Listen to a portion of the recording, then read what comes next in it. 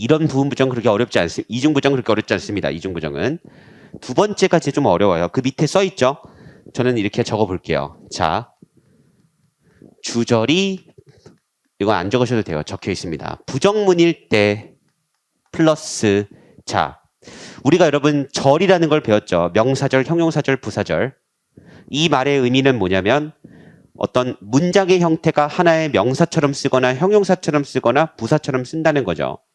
즉 분명히 영어 문장인데 얘가 한 문장에서 하나의 단어 같은 역할을 하죠.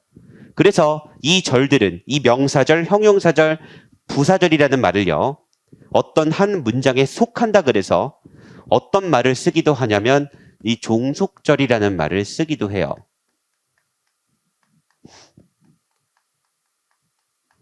이 앞으로 종속절이라는 말은 명사절, 형용사절, 부사절을 아우르는 표현이다라고 여러분들은 인식해 주시면 되겠습니다. 요게 바로 두 번째가 될 거고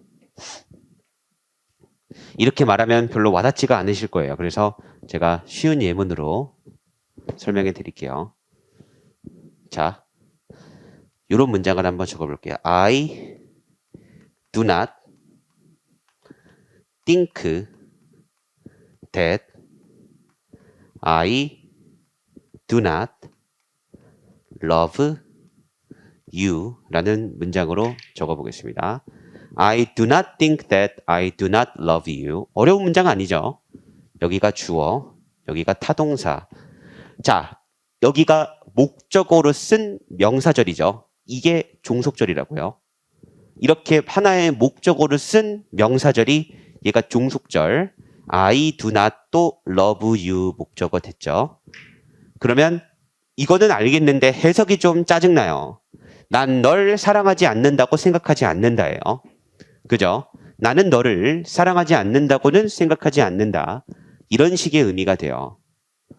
마찬가지예요. 그걸 연습할 때 이 말을 써두고 막연하게 고민할 수도 있겠지만 저는 그런 걸 별로 좋아하지 않고요. 이런 걸 기계적으로 보는 걸 좋아하는 겁니다. 그래야 실전에서 보자마자 다음 문장으로 갈 수 있으니까요.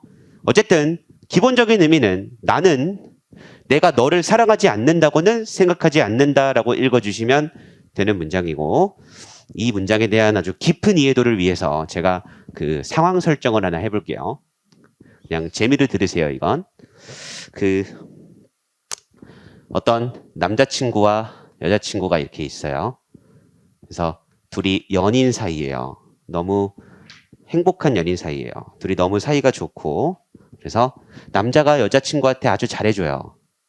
매일같이 집에 데려다주고 뭐 이런 거죠. 여자친구 집은 예를 들어 일산이고 남자친구 집은 예를 들어 분당이라고 해볼게요. 그러면 정반대거든요. 사실 데려다 준다는 게 불가능해요. 여기서 일로 가려면 여행을 가야 돼요. 근데 이제 이 남자친구는 여자친구를 너무 사랑한 나머지 항상 데려다 주는 거죠. 그리고 먼 길을 돌아 집에 갑니다. 오해하지 마세요. 제 얘기 아니에요. 가끔 이제 오해하시는 분들이 제 사례인 줄 아세요. 제 얘기는 아닙니다. 그냥 여러분들한테 어떻게 하면 이해가 잘 될까 싶다가 그냥 제가 만들어낸 그냥 각본이에요. 어쨌든 이렇게 데려다 줍니다.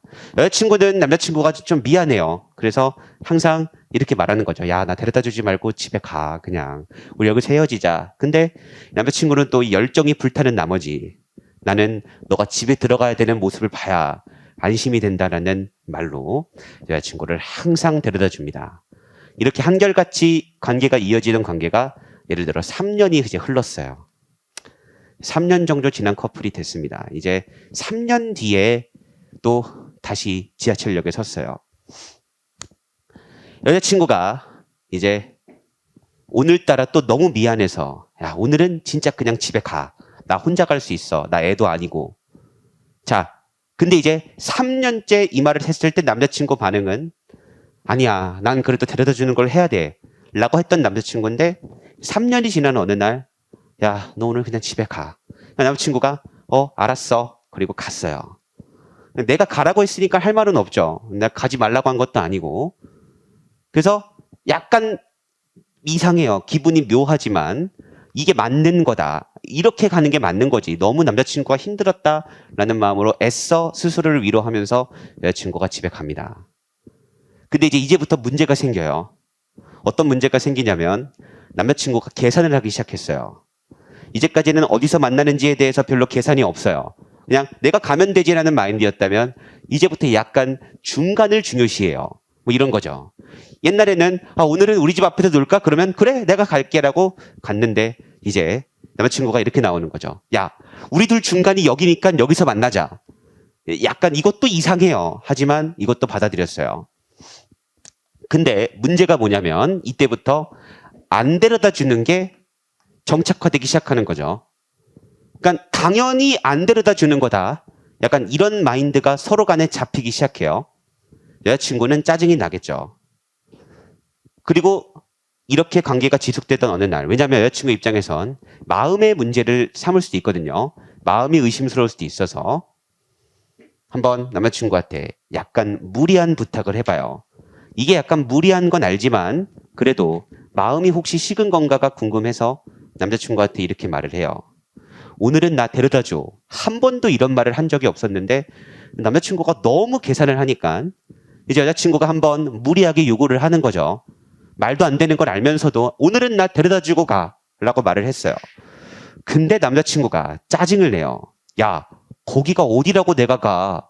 나 거기 갔다 가면 4시간 걸려. 약간 이렇게 말을 해요.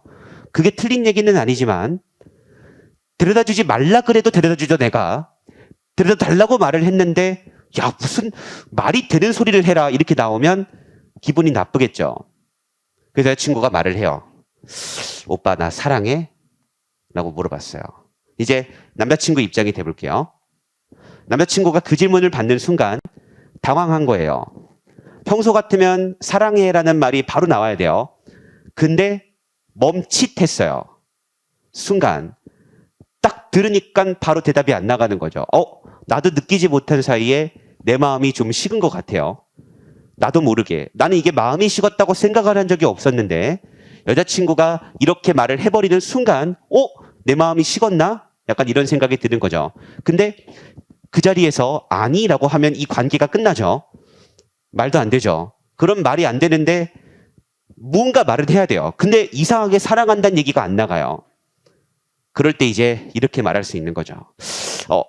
나는 널 사랑하지 않는다고는 생각하지 않아. 그럼 이제 굉장히 짜증나겠죠, 여자친구가. 오빠 뭔 소리야, 똑바로 말해. 그때 이제 남자친구가 이런 걸 우리가 이중부정이라고 하는데 이렇게 낫과 낫을 지우면 어때?